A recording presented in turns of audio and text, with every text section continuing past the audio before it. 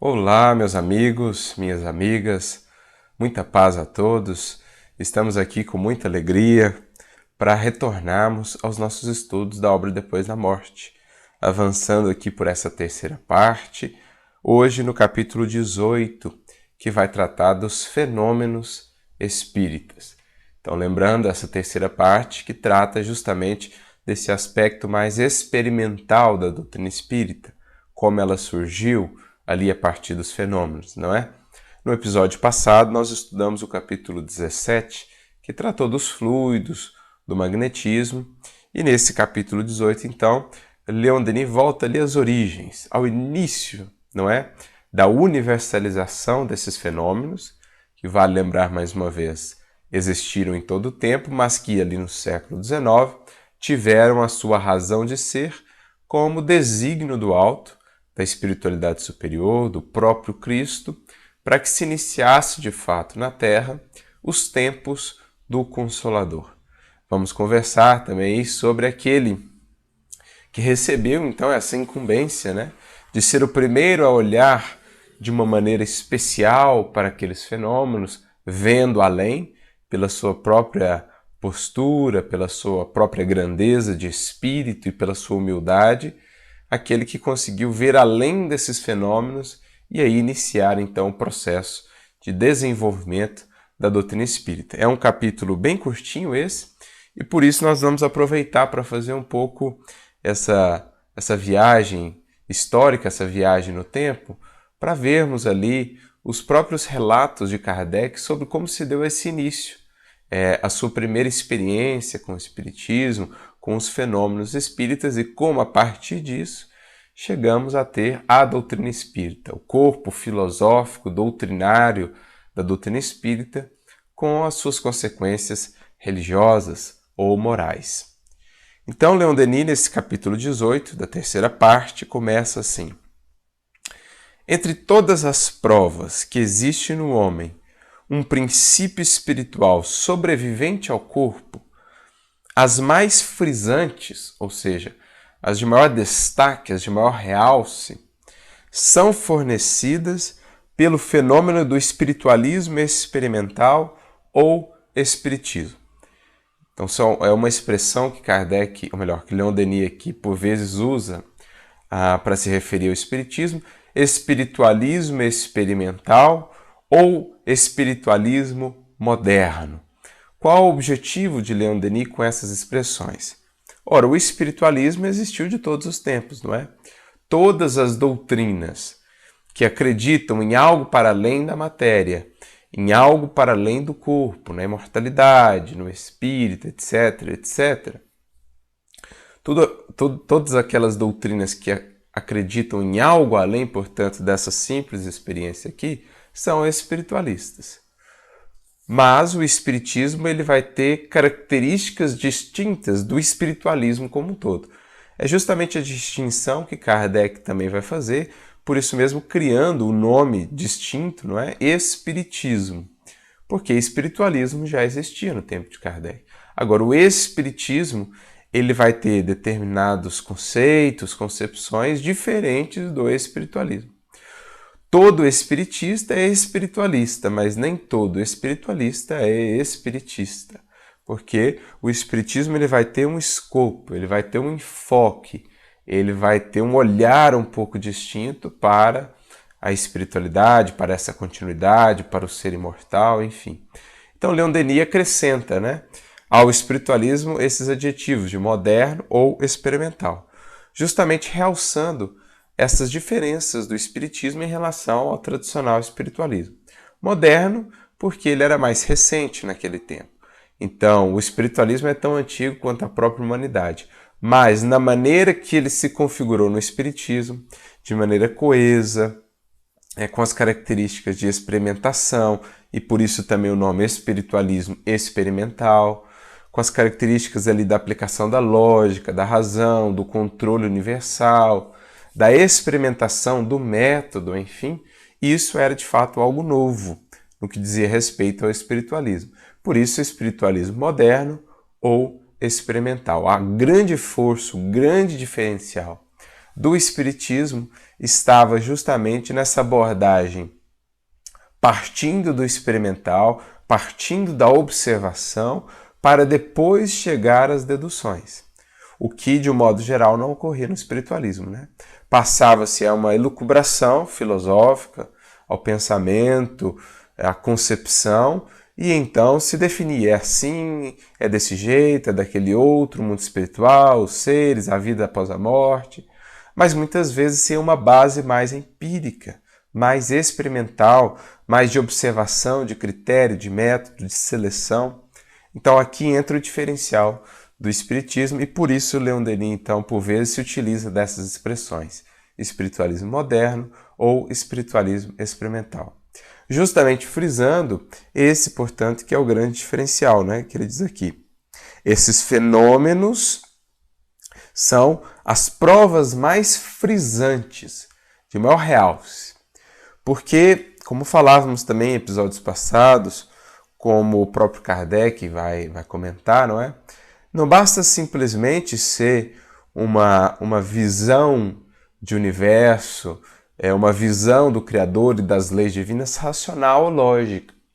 Existem muitas coisas que nos parecem altamente lógicas e racionais, mas que não se apoiam na realidade dos fatos, das coisas como elas são. E que na medida em que vai se estudando, se aprofundando, vai se percebendo que aquela lógica, aquela racionalidade era simplesmente superficial. Assim foi o progresso do pensamento humano, por exemplo, né? Das próprias leis, determinadas leis que hoje nos parecem absurdas, outrora pareciam até mesmo racionais, porque o nosso pensamento, o nosso próprio senso moral estava embotado.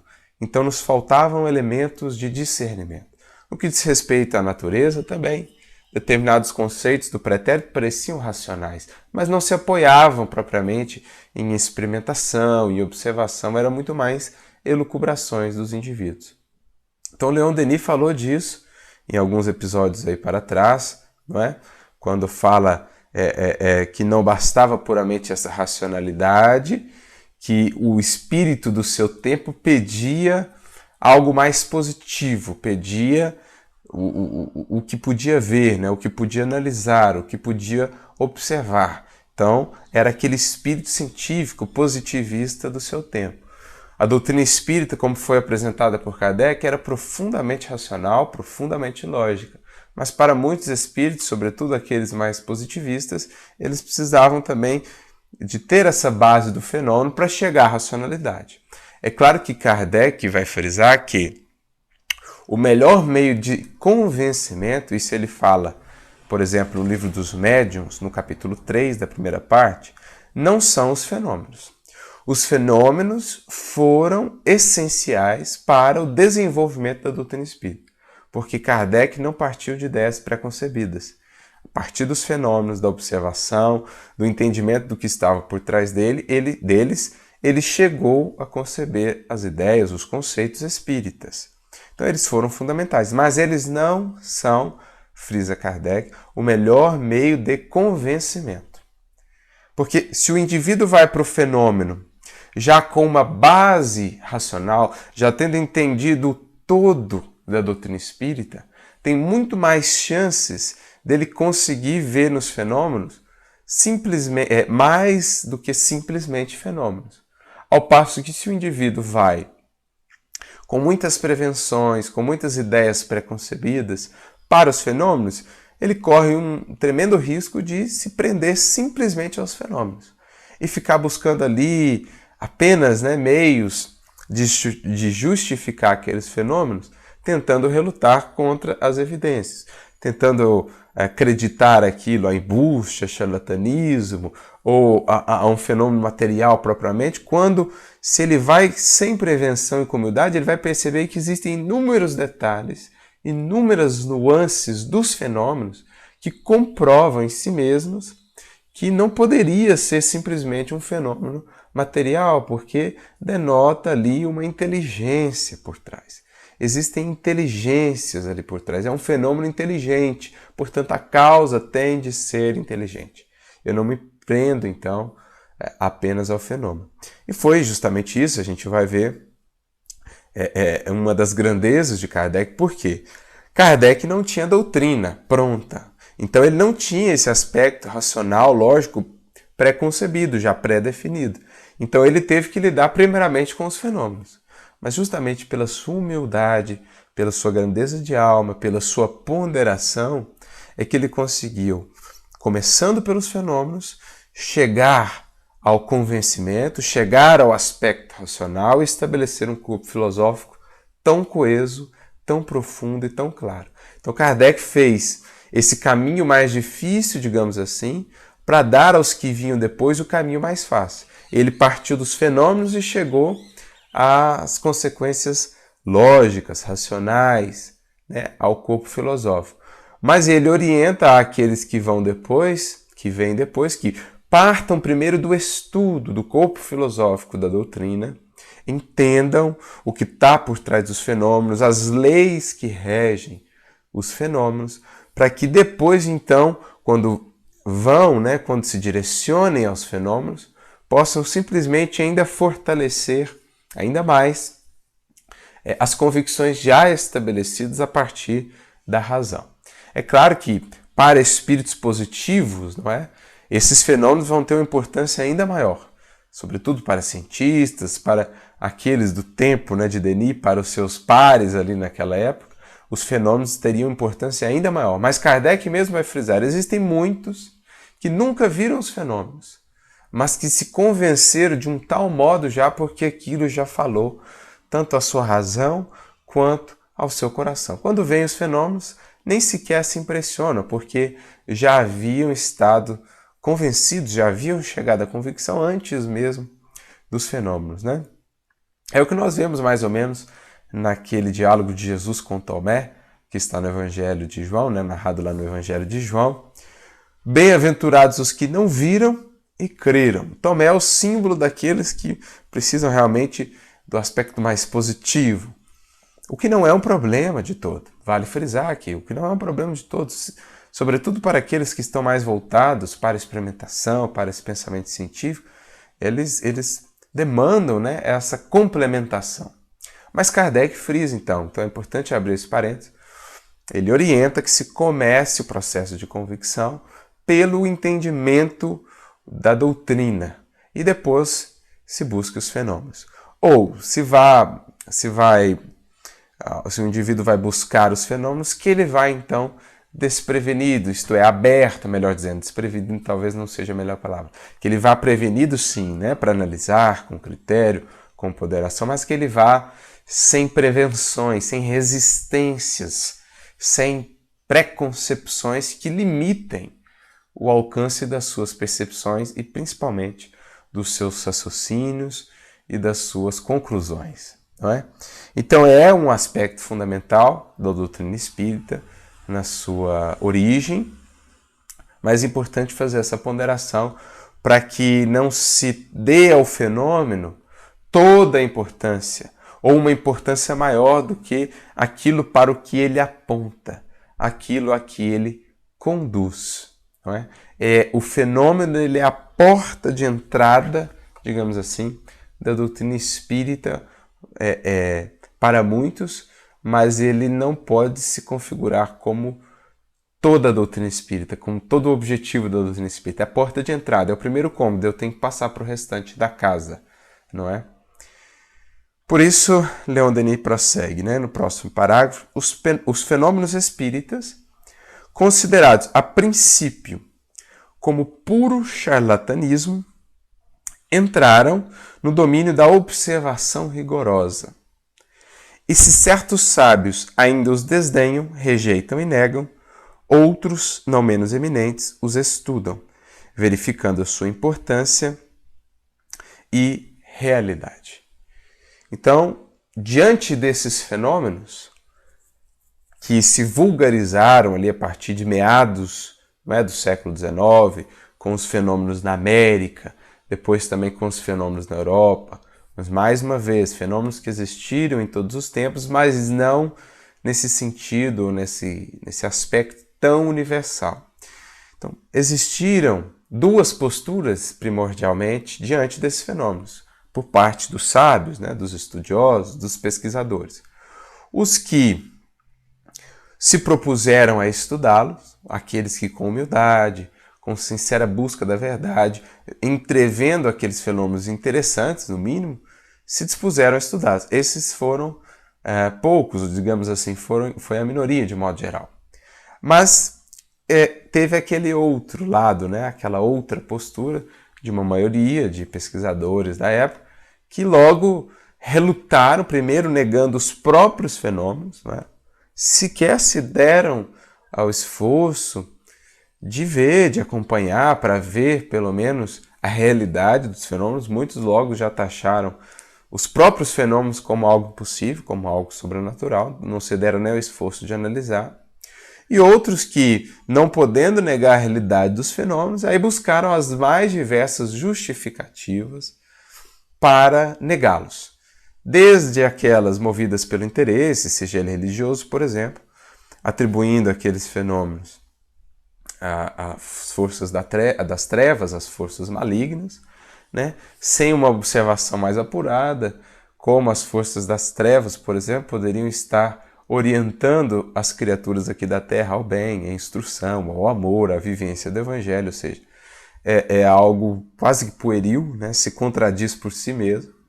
Outros vão atribuir as mais diversas justificativas, os mais diversos modelos e sistemas para tentar justificar aquilo, mas sistemas com muitas falhas, não é? É o que Kardec também vai tratar no Livro dos Médiuns, naquela primeira parte, no capítulo 2 e principalmente no capítulos 3 e 4, em que ele trata dos sistemas que foram desenvolvidos e ele vai mostrando as falhas dos sistemas, como eles haviam sido concebidos sem se observar o todo, como eles tinham brechas muito significativas.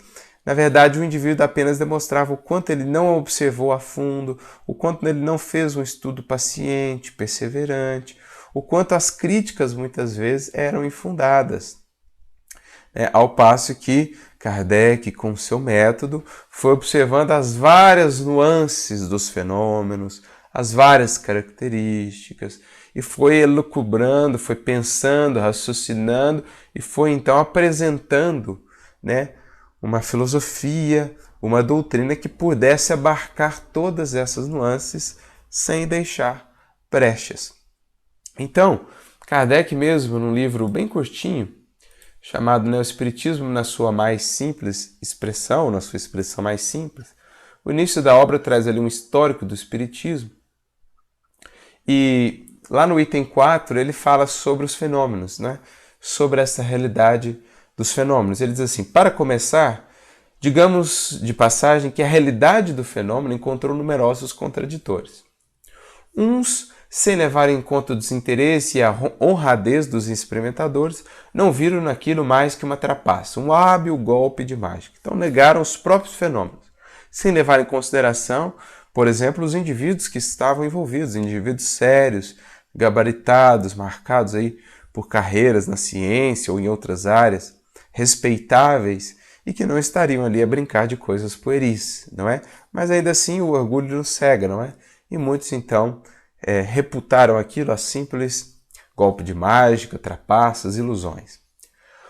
Os que nada admitem fora da matéria, que só acreditam no mundo visível, que pensam que tudo morre com o corpo, os materialistas, numa palavra, os que se qualificam de espíritos fortes, em oposição aos pobres em espírito, dos quais falava Jesus, não é? A quem estão destinados os segredos do reino. Glória te dou, meu Pai, que ocultaste estas coisas aos sábios e aos entendidos, ou seja, aos espíritos fortes, e as revelaste aos pequeninos, aos pobres em espírito, não é?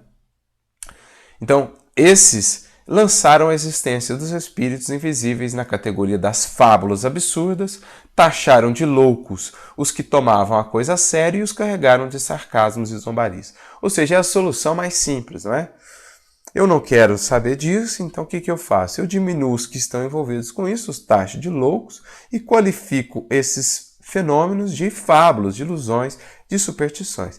Ainda hoje é muitas vezes a postura da ciência mais tradicional e de muitos cientistas ou de muitos sábios do mundo no que diz respeito a esses fenômenos, né?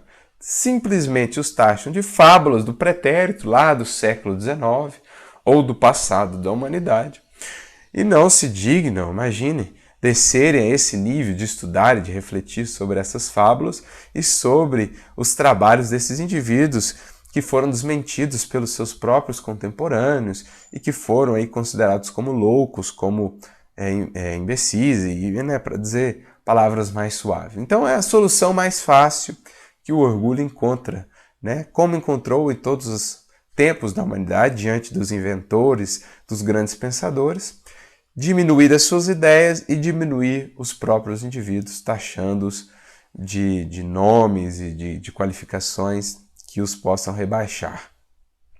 Mas outros, diz Kardec, não podendo negar os fatos, então existiram aqueles que viram os fatos, e diante dos fatos eles não puderam negar, né? Os fatos se patentearam diante deles.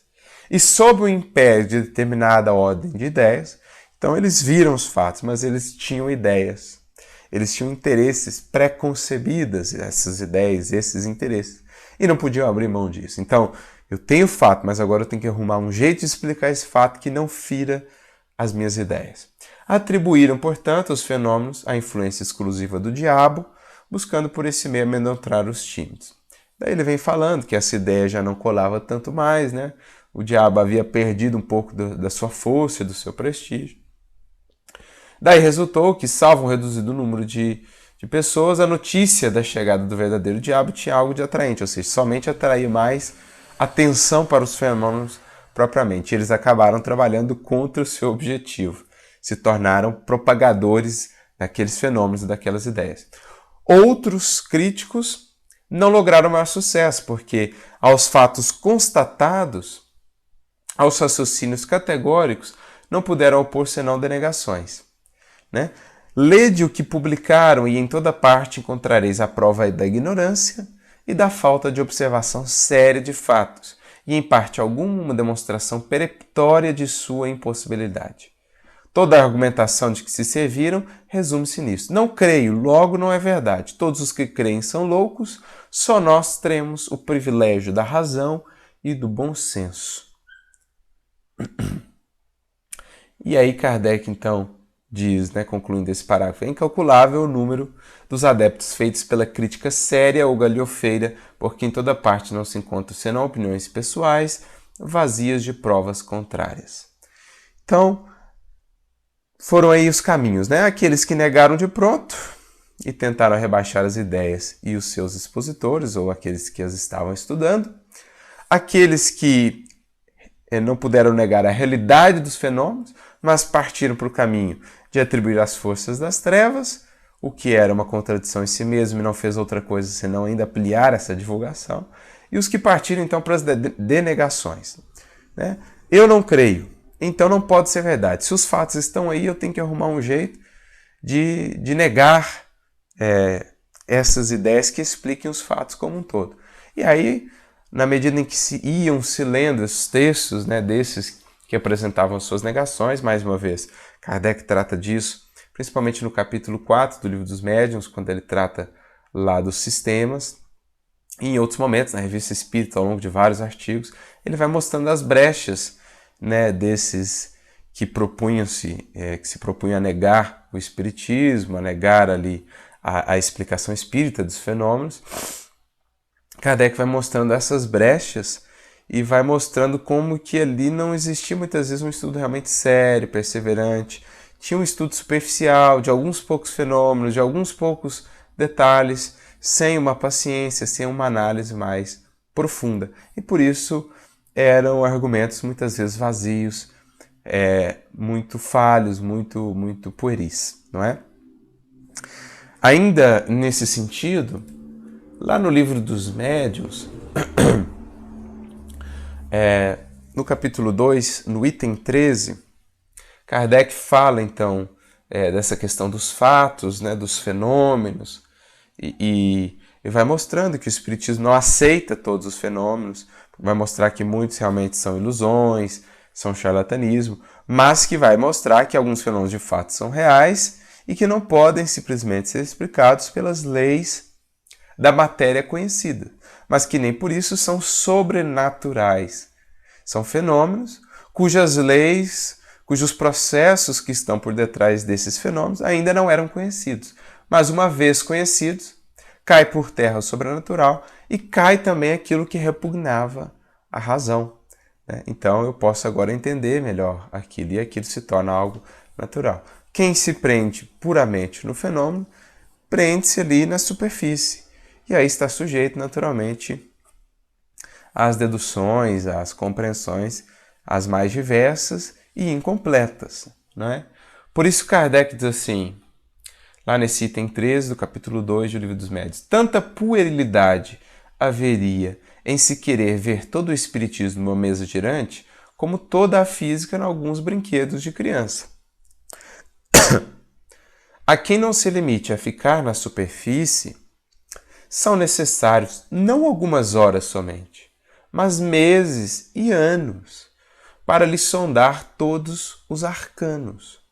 Por aí se pode apreciar o grau de saber e o valor da opinião dos que se atribuem o direito de julgar porque viram uma ou duas experiências, as mais das vezes por distração ou divertimento. Então Kardec está falando assim, olha, há um grau aí, né, digamos assim, de autoridade, de respeitabilidade propriamente das críticas que se faz. Existem indivíduos que viram uma ou duas sessões, ali muitas vezes feitas com finalidades pueris, né, de curiosidade apenas, de brincadeiras, e o indivíduo já se acha, então, habilitado a criticar todo o modelo, todo o corpo filosófico doutrinário que Kardec e a doutrina espírita apresentam, depois de anos de observação metódica e sistemática.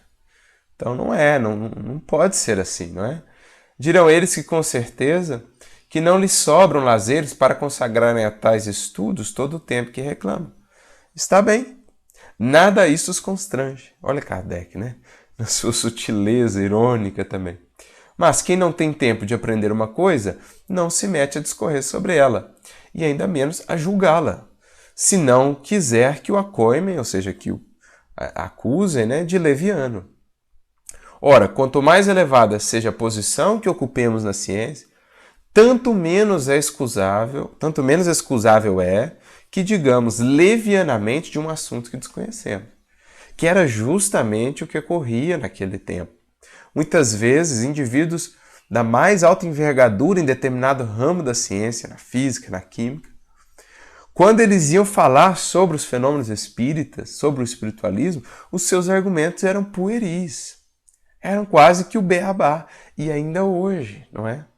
Com todo respeito, por vezes vemos indivíduos altamente gabaritados no seu âmbito de pesquisa de ciência, na física, na biologia, mas que quando vão falar de espiritualidade, espiritualismo, de fenômenos paranormais, enfim, de fenômenos espirituais, você vê que o indivíduo não estudou nada a respeito daquilo, ele não sabe nem o beabá, mas ele, apoiando-se na sua autoridade em uma outra área, considera-se na condição de poder falar com muita propriedade dessas, sem ter estudado. Kardec fala sobre isso lá na introdução de O Livro dos Espíritos também, né? Falando, olha, com muito respeito aí àqueles que são referências em outros âmbitos da ciência, mas pouco eles têm a dizer sobre a ciência espírita, se não estudaram a respeito. Então, assim, por vezes se vê indivíduos que tenham esse gabarito e que por isso mesmo deveriam ter mais consciência sobre a importância da observação, do estudo sistemático, da razão, da lógica, mas que muitas vezes movidos pelo orgulho ou por interesses, se colocam a dizer argumentos pueris, infantis, sobre aspectos da doutrina espírita ou do espiritualismo propriamente dito, não é? Daquilo que eles consideram como sobrenatural.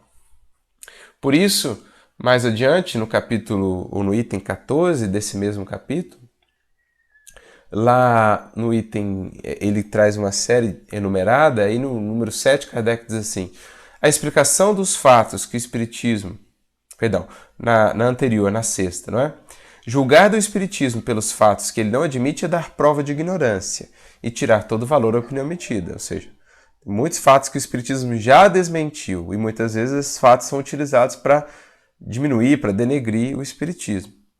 A explicação dos fatos que o Espiritismo admite, de suas causas e consequências morais, forma toda uma ciência e toda uma filosofia que reclama estudo sério, perseverante e aprofundado. Então, só com esse estudo eu posso realmente me arvorar, me colocar na condição de alguém que pode julgar, que pode criticar aqueles fenômenos, ponderar, fazer reflexões, críticas, enfim, o que é natural, é válido, mas desde que tenha existido tudo isso, não é? Porque foi o que Kardec fez.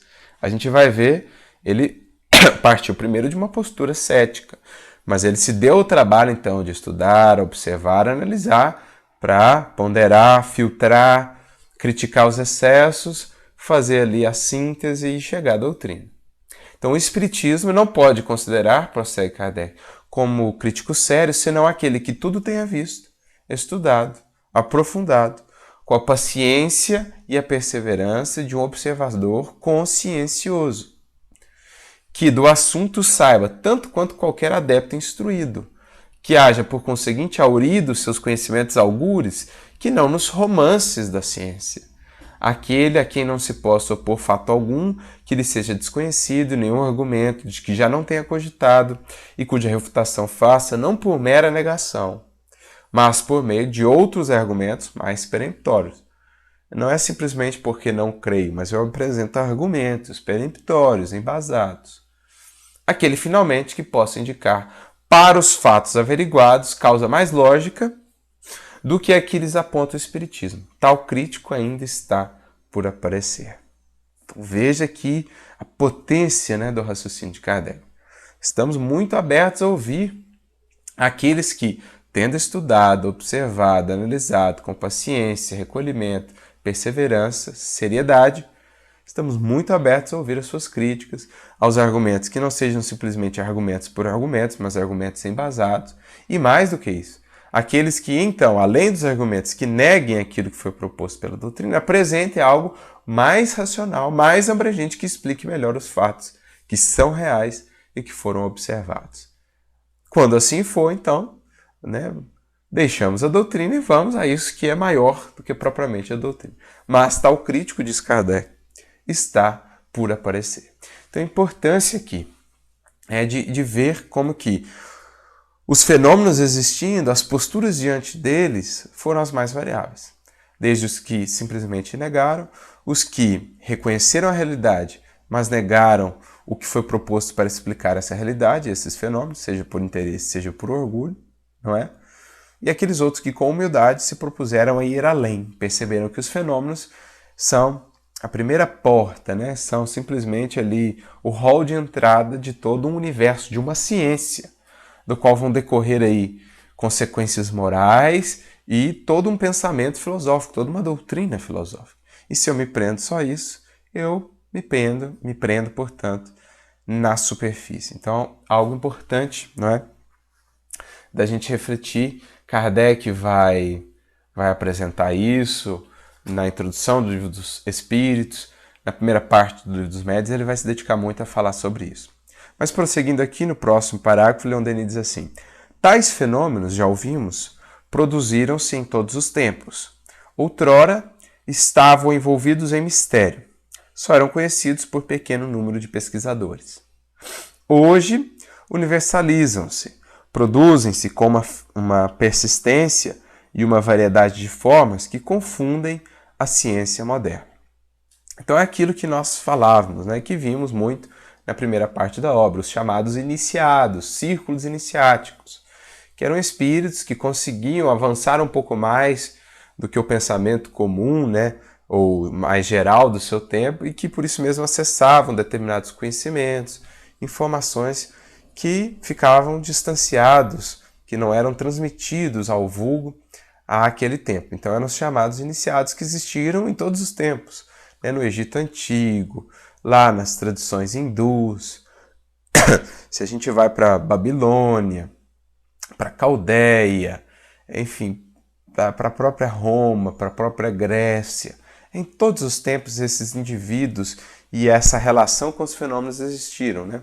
O próprio Emmanuel vai ter uma mensagem no livro Roteiro, capítulo 24, em que ele vai tratar dessa ideia dos fenômenos espíritas, e Kardec vai falar disso também muitas vezes.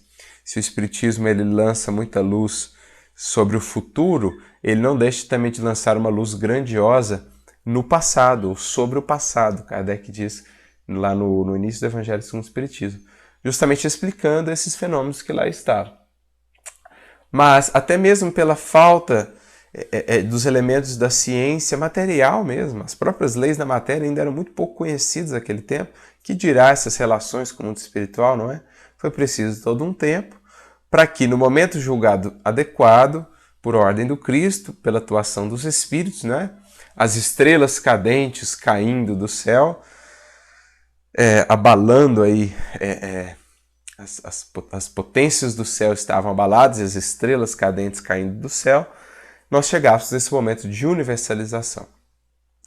Que, como dissemos também em outros episódios, estava previsto lá pelo próprio profeta Joel, derramarei meu espírito sobre toda a carne. Então, uma universalização dos fenômenos mediúnicos, que vinham confundir a ciência moderna, que se encaminhava também para um materialismo muito profundo, para uma negação, para um niilismo, comprometendo o próprio pensar humano, né?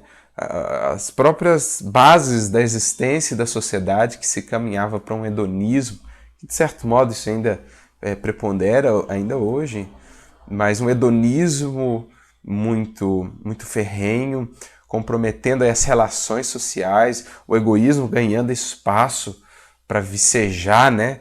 Para espalhar as suas raízes como uma era pela sociedade, enfim, tudo isso estava comprometendo o futuro mesmo da sociedade, da humanidade, então era preciso contrabalancear. Então, nesse momento de muito desenvolvimento científico, que foi importante, era preciso trazer agora um desenvolvimento no campo religioso, filosófico também, moral, para contrabalancear isso e encontrar o caminho do meio, esse equilíbrio entre ciência e religião, né, também mostrando que elas podem e devem caminhar juntas. Então, vinham confundir esses sábios justamente esses fenômenos, porque apresentavam-se ali fenômenos que não eram conhecidos, mas que tinham características diferentes dos fenômenos que esses sábios, esses pesquisadores estavam acostumados a lidar, porque eles estudavam a matéria, e a matéria nos seus fenômenos, ela é cega, as leis da matéria são cegas, né? Elas não têm vontade própria, elas não têm arbítrio, elas não têm emoção, ao contrário do que acontece nos fenômenos espíritas. E está aqui a grande sacada de Kardec. Como os fenômenos eles demonstravam ter uma inteligência, né? A causa que os gerava precisava ser uma causa inteligente. E ele não pressupôs logo de pronto que eram espíritos. Foram as próprias observações e os seres nessa interação, né, que se denominaram, nós somos espíritos e somos como vocês, somente que não temos corpo. Então, por isso muitos dos sábios, dos pesquisadores da ciência terrena tropeçavam, porque muitas vezes presos ao materialismo queriam relutar em entender que a vida prossegue, que há algo além da matéria, que nós não somos matéria. E aí muitos acabavam tropeçando. Por isso Leon Denis aqui prossegue com uma frase de Newton, né? É loucura acreditar que se conhecem todas as coisas e é sabedoria estudar sempre. Então, por trás dessa resistência estava muitas vezes também o orgulho, não é? Dizer assim, não, a minha visão de mundo é a maior, porque eu sou um sábio do mundo, eu sou um expert na ciência. Então, eu que sou a melhor medida de saber como o universo de fato é. Apresentando-se coisas novas, e eu reluto, então, a ter de dar o meu braço a torcer e ver que a minha visão de universo estava equivocada, estava incompleta. Agora, o verdadeiro sábio mesmo, não simplesmente um indivíduo esclarecido, é o que alia a ciência, ao conhecimento, a humildade.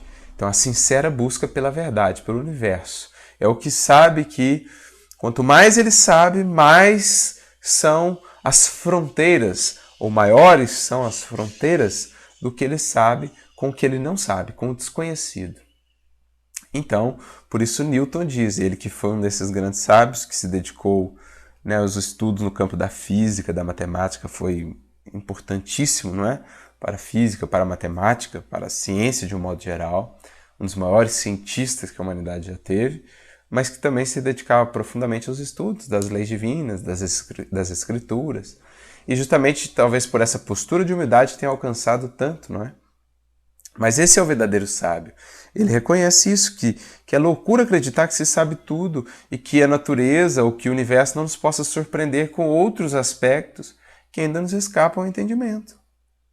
Né? Então, o que se fecha, ele fica nessa posição de loucura, que foi o que ocorreu em todos os séculos. Né? E paradoxalmente, muitas vezes, as maiores resistências se deram justamente por aqueles que, por tanto conhecerem, deveriam saber que a ciência, que a natureza sempre nos pode surpreender com coisas novas.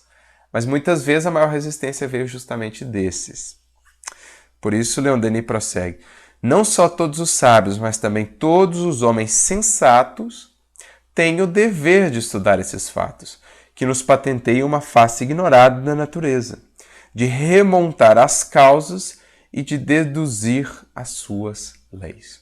Então, não somente o sábio, não é do interesse apenas do cientista e tal. Todo homem sensato, todo espírito que está em busca de ampliar, de evoluir, né, de ampliar os seus horizontes, de evoluir, de crescer, de progredir, que está em busca da verdade, que já é movido pelas grandes questões filosóficas da humanidade, enfim, aquilo que é novo deve chamar a sua atenção, deve dedicar tempo àquilo para averiguar com humildade, com ponderação, sem entusiasmo exacerbado, como também sem fechamento demasiado, ponderar e ver o que é ali de verdadeiro, o que é ali de edificante, não é?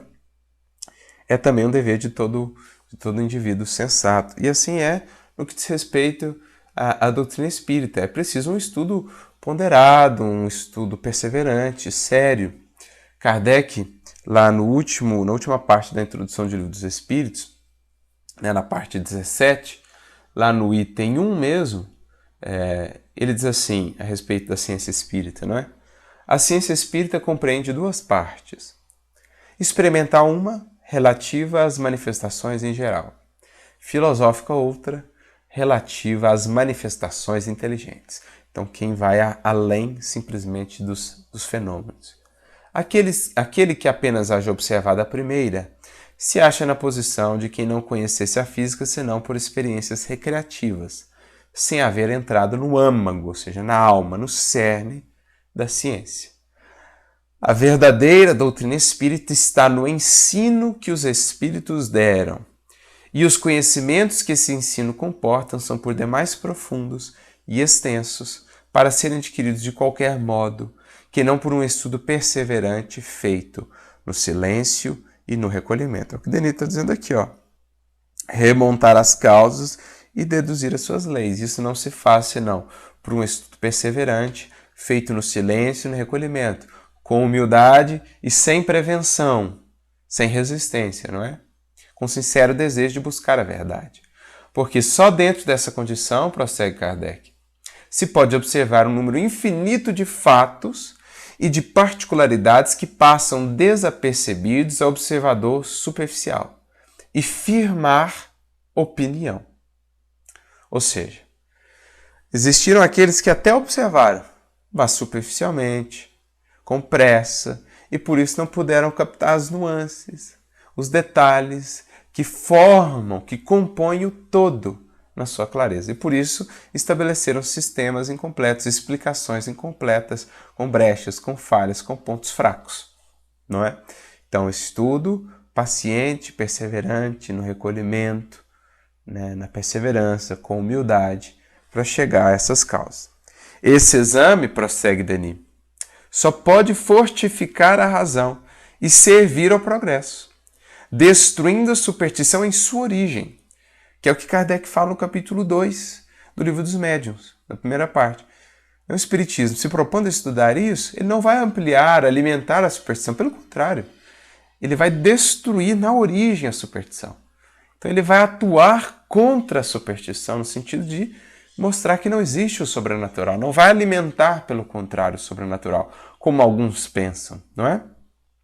Pelo contrário, ele vai alimentar, fortificar a razão, destruindo a superstição em sua origem, porque a superstição está sempre pronta a apoderar-se dos fenômenos desprezados pela ciência, a desfigurá-los e atribuir-lhes caráter sobrenatural miraculoso. Olha que importante isso aqui. É o que Kardec também diz lá no capítulo 2.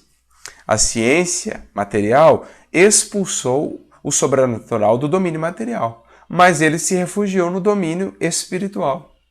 O espiritismo foi justamente tirar esse seu último refúgio, mas a ciência material foi lutar contra o espiritismo, meio que protegendo o sobrenatural, né? Ou seja, tentando lutar contra o sobrenatural, a ciência material muitas vezes acabou alimentando, porque lutou contra aquilo mesmo que vinha explicar o que era tido por sobrenatural e justamente destruí-lo, que era a ciência espírita ou a ciência espiritual. Então, se a ciência material relutou em fazer esse estudo, se os cientistas materiais relutaram em fazê-lo, e se ainda lutaram contra os que se propuseram a fazê-lo, esse estudo da ciência espiritual, o que se abria então? Uma brecha para a manutenção do sobrenatural, da superstição, da ilusão, porque aquilo que não é explicado, seja pela ciência material ou por outra ciência, no caso a espiritual, é logo tomado pelo sobrenatural, pelos supersticiosos, né, pelos profitentes do sobrenatural, para manter as ilusões, para manter determinados interesses, como ainda se vê. É muitas vezes no mundo, não é? Indivíduos que se aproveitam da credulidade, muitas vezes da ignorância, para manter determinadas superstições e ilusões, das quais muitas vezes auferem benefícios, auferem proveitos para si próprios, né? Atendem a interesses pessoais, enfim. Então, é do interesse de alguns que o sobrenatural continue existindo. Mas, por incrível que pareça, a ciência mesmo, a ciência material, que deveria ter como meta destruir esse sobrenatural, essa superstição, acaba atuando no sentido de mantê-lo, porque reluta em aceitar aquilo que poderia remover o seu último refúgio, expulsá-lo do seu último refúgio, que é o domínio espiritual. Então veja que interessante, né, isso que Leon Denis vai trabalhar aqui. A maior parte das pessoas que desdenham estas questões, ou que, tendo-as estudado, o fizeram superficialmente, sem método, sem espírito de coerência, acusa os espíritas de interpretarem mal os fenômenos ou pelo menos de deduzirem conclusões prematuras. É o que Kardec acabou de falar na introdução do Livro dos Espíritos. Estudaram superficialmente ou simplesmente desdenharam e aí adota aquele caminho mais simples de tentar diminuir as ideias e os indivíduos ou apresentar argumentos frágeis para fazer uma contraposição. A esses adversários do Espiritismo, responderemos que já é alguma coisa ganho o fato de eles se apegarem à interpretação dos fenômenos e não à sua realidade. Ou seja, Leon Denis está dizendo assim, pelo menos eles já consideram os fenômenos reais, não é? Isso já é um passo. Estão em melhor condição do que aqueles que relutam até mesmo em aceitar os fenômenos, porque estão ainda mais fechados e ainda mais presos do orgulho e da indiferença, não é? E por fim, ele vai então concluir esse capítulo, né, e também esse parágrafo. Qualquer pessoa, com alguma perseverança e sagacidade, colocando-se nas condições necessárias, quais são? Ele pôs aqui, espírito de coerência, método, Kardec citou outros, perseverança, paciência, seriedade, humildade. Qualquer um, então, que se coloque nessas condições, poderá observar esses fatos e formar sobre eles uma opinião esclarecida. O que Kardec diz lá, né? Firmar a opinião. Quando? Depois que passarem por uma observação meticulosa, que consiga ver o todo, os detalhes, as nuances, o que escapa ao observador superficial, então poderão firmar, estabelecer uma opinião convicta. É o que também nos diz aqui o nosso querido Leon Denis, né? Mas como nós falávamos, vamos ver até um pouquinho do como se deu essa iniciação de Kardec. Ele que no primeiro momento manteve-se resistente, mas depois foi aprofundando-se, né? Na medida que as coisas foram se desdobrando, ele com essa humildade, com essa sincera busca pela verdade, conseguiu transpor essas resistências iniciais, essas prevenções iniciais, que eram as prevenções do pensador, né? Daquele que realmente estava comprometido com a razão, com a lógica.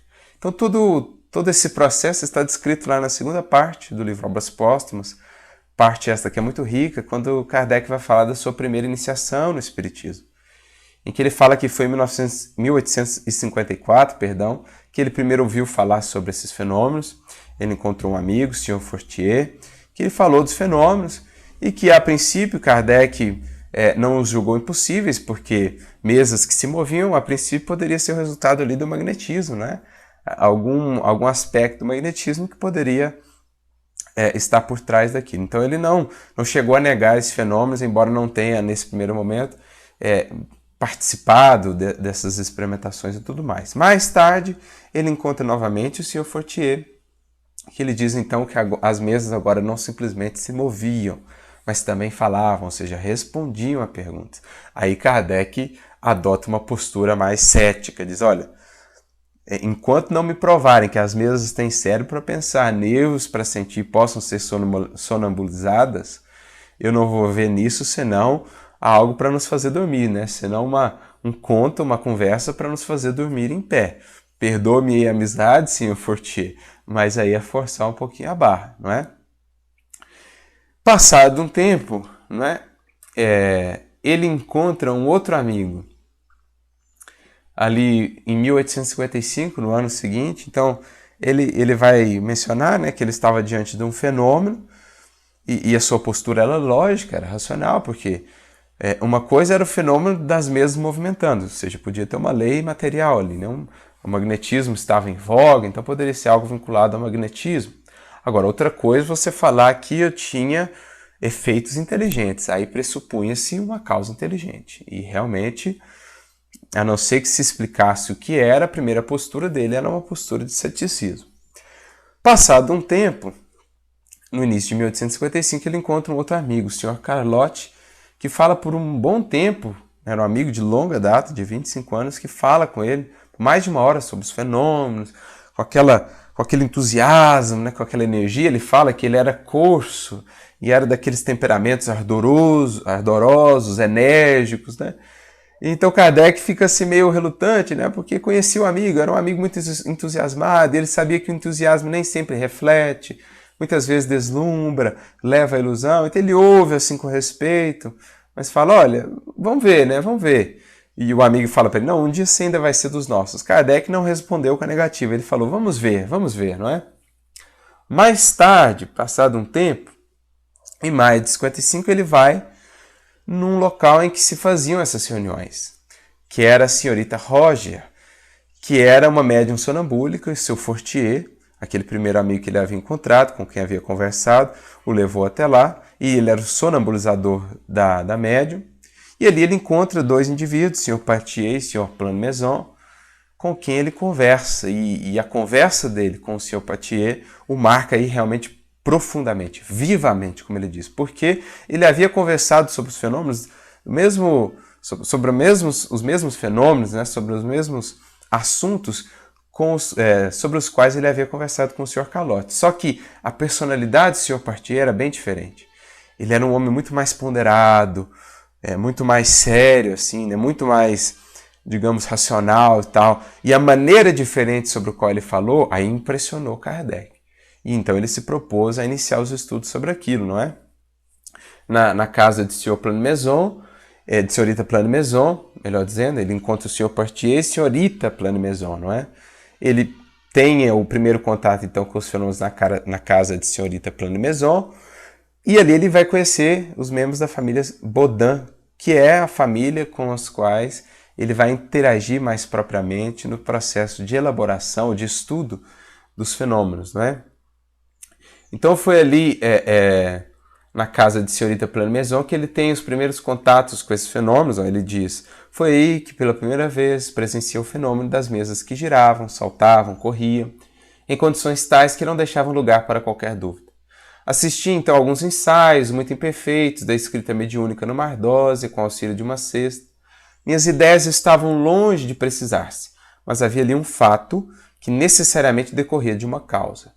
Eu entrevia, olha a grandeza, não é? naquelas aparentes futilidades, no passatempo que faziam daqueles fenômenos qualquer coisa de sério, como que a revelação de uma nova lei que tomei a mim mesmo estudar a fundo.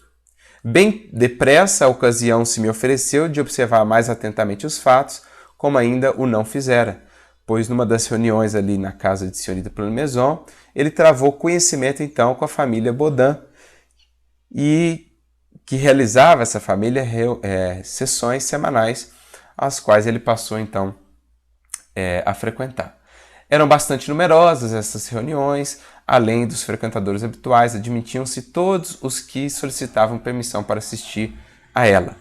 Mais adiante ele diz, eram geralmente frívolos os assuntos tratados, mas, mais adiante, ele prossegue, foi nessas reuniões que comecei os meus estudos sérios de Espiritismo. Menos ainda por meio de revelações do que de observações. Então ele estava observando, não é? Apliquei essa nova ciência como fizera até então o método experimental. Nunca elaborei teorias preconcebidas. Observava cuidadosamente, comparava, deduzia consequências. Dos efeitos procurava remontar as causas. Por dedução e pelo encadeamento lógico dos fatos, não admitindo por válida uma explicação, senão quando resolvia todas as dificuldades da questão. Que é o que não acontecia com muitos outros observadores, né? Que não negavam os fatos, mas apresentavam argumentos frágeis para negar a proposta que Kardec havia apresentado para explicar os fatos. Como não observavam com paciência, como não buscavam explicar todas as nuances, acabavam incorrendo em argumentos frágeis. Foi assim que procedi sempre em meus trabalhos anteriores, desde a idade de 15 a 16 anos. Compreendi antes de tudo a gravidade da exploração que ia empreender. Percebi naqueles fenômenos a chave do problema tão obscuro e tão controvertido do passado e do futuro da humanidade. A solução que eu procurara em toda a minha vida. Olha a grandeza, não é? Dessa alma que soube ver tão além. Era, em suma, toda uma revolução nas ideias e nas crenças. Fazia-se mister, portanto, andar com a maior circunspecção e não levianamente. Ser positivista, ou seja, método, critério, e não idealista, para não me deixar iludir. E foi aí mais adiante que ele então vai dizer, né, que até ali as sessões em casa de seu Baudin nenhum fim determinado tinham. Tentei lá obter a resolução dos problemas que me interessavam do ponto de vista da filosofia, da psicologia e da natureza do mundo invisível. Levava para cada sessão uma série de questões preparadas e metodicamente dispostas, né? A gente se impressiona com a ordem das questões do Livro dos Espíritos. Eram sempre respondidas com precisão, profundeza e lógica. A partir de então, as sessões assumiram um caráter muito diverso. Entre os assistentes contavam-se pessoas sérias, que tomaram por elas vivo interesse e, se me acontecia faltar, ficavam sem saberem o que fazer. As perguntas fúteis haviam perdido, para a maioria, todo o atrativo. Eu, a princípio, cuidara apenas de instruir-me. Mais tarde, quando vi que aquilo constituía um todo e ganhava as proporções de uma doutrina, tive a ideia de publicar os ensinos recebidos para a instrução de toda a gente, ou seja, de todas as gentes, né? Como dizia Paulo, Kardec, o novo apóstolo dos gentios.